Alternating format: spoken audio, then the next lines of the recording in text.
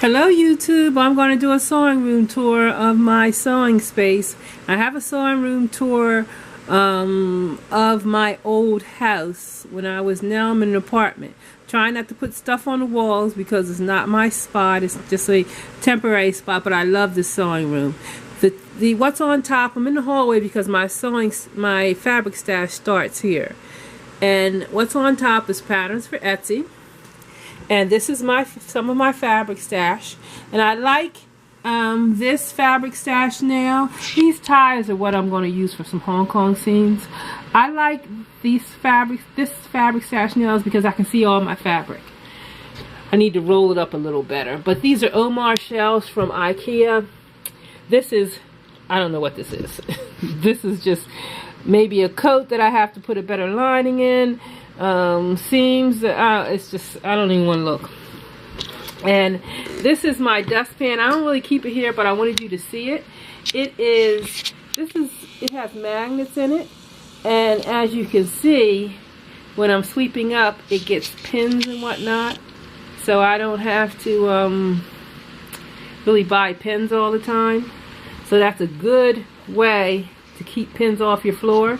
And also, this is my IKEA table. It has leaves that come out, and it has 3 drawers on each side. I put it on the towel so I can slide it out in the middle of the floor when I want to use it. And I have my Janome cover stitch machine. It's here. And also my Reliable blind hem machine. It's Reliable is the name of it. So I use that, and I usually pull it out and do like 4 dresses at a time. I rarely pull it out for 1 dress. It's like, you know, I'm doing that morning or so. And someone gave me this for an engagement gift. Her aunt or someone used to have a altering shop or made wedding dresses or something, and they had this in the shop. It's an old sleeve press. I love it because I can pull it down when I want to use it, and I can pull it up when I don't. So it is, I do like that. And this, I'm in the middle of a project. I'm in the middle of embroidery. I haven't embroidered in a while, and I usually keep, this is where I keep my embroidery stuff. I gotta put that away. I don't know why that's here. I keep my embroidery stuff there in that drawer. So I'm taking out some embroidery stuff and doing some embroidery.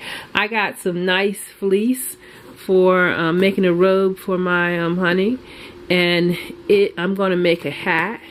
So I have 2 boxes like this that I try to keep nice scraps in. If I know I want to do something else with them. If I don't know what I'm going to do with a scrap, I don't keep it, because it'll just overtake this sewing room. So here's some hat patterns from the Crafty Gemini, and I try to keep that all in one. And love these big pattern weights, because if I'm cutting out like small something and the materials hanging off the table, put the pattern weights in it. It keeps it steady. It doesn't fall off. So I use that. Also, these are some embroidery stuff. This is a nice little some embroidery stuff that I keep in there. So let me get that. And this is my mat that I use when I'm hooping. It keeps the embroidery stable, the hoop stable. It doesn't move all over the place. And this is some pins that I use. And my drives, jump drives. This is the embroidery one. I have an Etsy one, pattern one, and different ones on there. And this is my embroidery machine, which is a PE 770. I love this embroidery machine. I usually keep it there on the bottom shelf when I'm not using it. And right now I just finished embroidering my honey's initials on his cap. I got an embroidery the other side of the cap too, because it's going to be a black knit on the other side. It can be reversible, I guess, but I didn't want to make it too thick.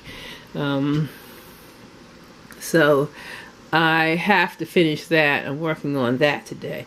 And this is the pattern for the robe that I'm making for my honey. I'm also going to monogram. He likes that monogram on there. So I'm going to actually put that monogram on his robe. So, and that's the drawer that I keep what I'm working on. And these lamps, love these lamps because you can pull them down and pull them up, and they're really you can go from high or low settings on this lamp. But the lamps, the thing about these lamps is they get hot, so I don't leave them on when I'm not in here. I'm very careful with them, but I do love the lamps. And this is another Omar shelf, and on this Omar shelf I keep my rulers, my T-squares, you know, my measuring stuff is on here. I don't know why this is here. I think it's some Christmas music in there I was looking for, but I try to keep this place somewhat organized, but I'm not fanatical about it. I just like to find stuff when I want to find it. And I know that this is my glue and foot pedals and cams. I don't have that machine anymore, but cams. And my tracing paper. And this is great. This is, you put this on your hose on your vacuum, and it sucks out and cleans your machines and your overlocker. So I got this from Amazon. It came with some more attachments, but that's the attachment that I use the most. This is probably my Etsy receipts. I gotta look in there and get that straight. And this is just nail polish, extra lamp, scale, covers for machines. This is my Spartan machine. And this is Henny Penny, who has my weights in the back, small weights. And yeah, that's where I keep my embroidery machine. And this is cardboard that I use. Sometimes I use cardboard when I'm shipping Etsy stuff. I don't want it to bend. I just put some extra cardboard so I can always have that. This is the printer that I use for O-tag and mail labels and thick paper, because it does thick paper. It likes thick paper. So I use that. And this is shipping. I think it's tapes and yeah, labels and different things like that. That's pretty much my soap making and Etsy over there. And this is where I keep projects that I am working on, and I just want to put it under the table and get it out of the way. Like, so if I'm working on a pattern, cutting out, I'll put the stuff in there, or this drawer, or those drawers, depends. And this is my soap cabinet, and it's great because it has the holes and soap can continue to dry here. And soap, the older soap gets, the better it gets, the harder it gets. So there's no such thing as old soap. I once had soap in my basement. I made it and I used palm oil, and the palm oil had this funny smell to it. I couldn't throw it away. So I just put it in the basement. I left it in the basement. It must have been close to 10 years. And that was the best, hardest soap. It changed colors. It was the best soap that so I'm like of the mind that when I make soap, I make quite a bit. And I do sell some of my soap, but I don't make it like a second job. So I'm of the mind, when I make soap, I make a lot of it, and I just let it, because the older it gets, the better it's going to get. And that's just my extra heater, because sometimes it gets cold in here. And that green thing is something that basket that I put my Etsy patterns in if I have a lot and I'm going to the post office. And on the shelf is just little things on the shelf. I try not to have too much. This was in my daughter's room when she was little, and it's a little angel, and I keep this here. And this is my when I want to measure around the neck, I use that flexible tape. And just a few things on the shelf. I use, these are my basting threads. I use these for basting. These are the pattern weights that I use a lot. These are my pin cushions, and I have probably 4 of them. Yeah, I think I have 4 of the pin cushions. And some more pens. That's my vase, and some buttons in there. An extra lamp, and this is my laptop that I use when I'm sewing and I'm watching something, or I'm sitting at my desk. I can still see it. I plug it into the speakers, which is really nice. This is my 404 and the cabinet. That's not the cabinet it came with, but I spent $10 for the machine. It did not have a foot pedal, so I had to order a foot pedal, which was 20 something, which was another, say, 30. And then this case was $7.99. It had an old machine in it, and the machine was just, you know, I wasn't going to restore it, but I love the case. I love this cabinet. So I got the cabinet for $7.99. So all in this machine is probably about 50 bucks. Didn't have to have any servicing. I went online, got the manual, saw where to oil it, and it's been working great ever since. It's been working great. So I love this machine.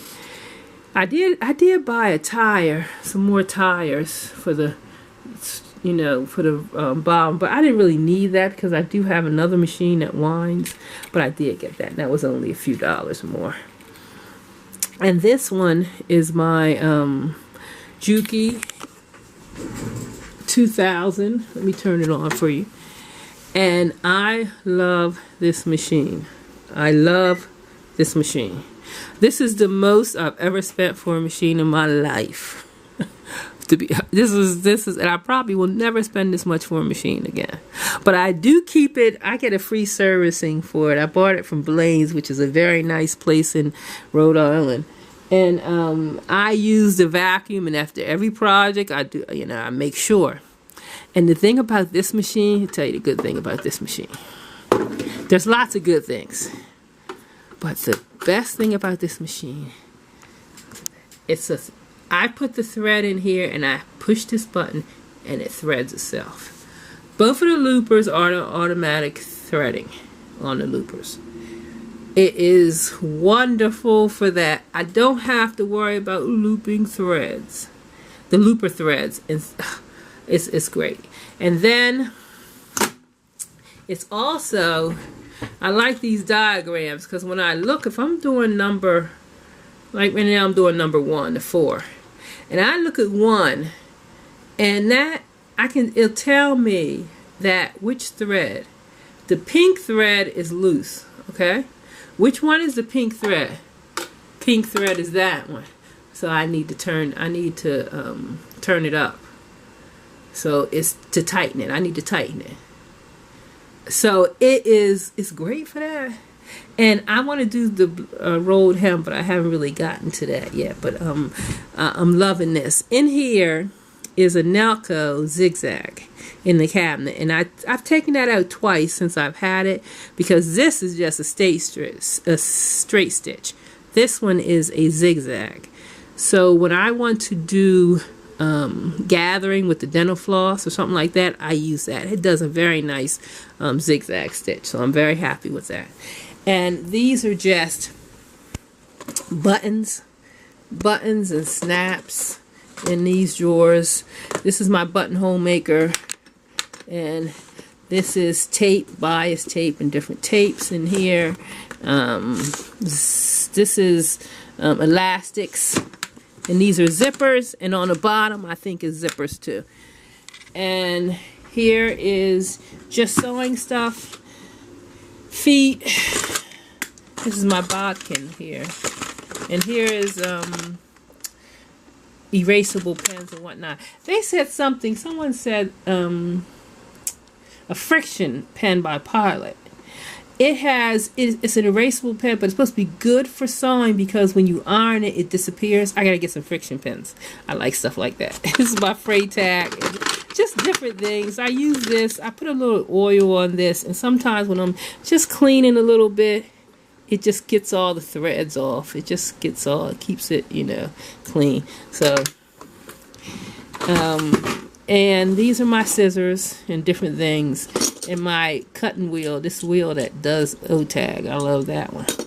But I gotta get my scissors, my shears. I have to get my scissors sharpened. But oh, I love, you can't find, that's my mother calling. You can't find the rulers with the metal piece anymore. They got this red or yellow piece. This is an old one. I love that one. And my rotary cutter. Here are needles.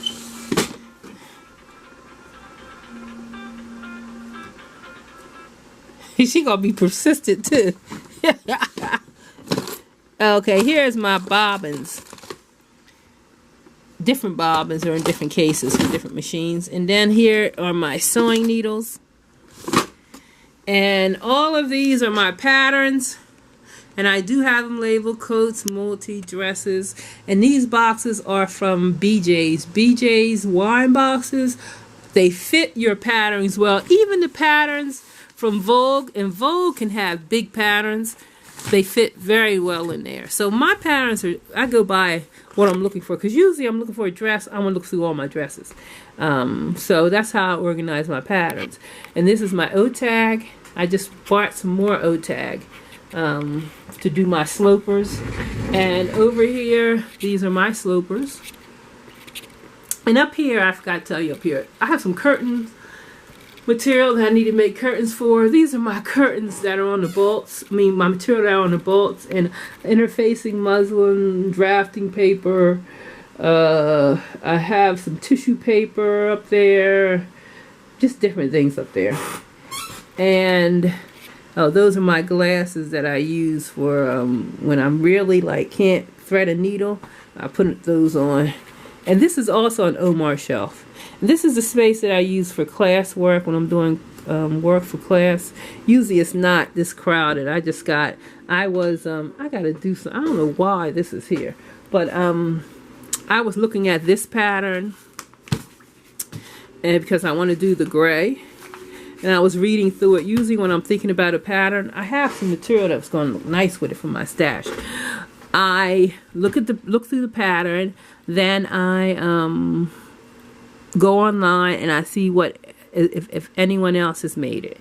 And if anyone else has made it, what does it look like? What material? What do they need? Da, da, da, da, da. So I was doing that, and I have a cutting mat here because sometimes I'm doing work on this and I don't really want to mess the table up. And this is my book for my master seamstress class, flat pattern design. And then we're doing a tailor jacket, so that's the tailoring book. And here's some other things I was looking through. This is our, what we started off with fitting was the Minot method. So I was looking through some books because when we go back, we're going to be doing the tailor jacket. And I did sign up for drafting, not drafting, why do I keep saying drafting? Draping, a draping course, advanced pattern making, and a little black dress. Those are 8-week courses. The Master Seamstress is a year course. So that's not going to be too bad. So I love that lamp. And this is my bottle. Be fabulous today. I usually fill this with water only.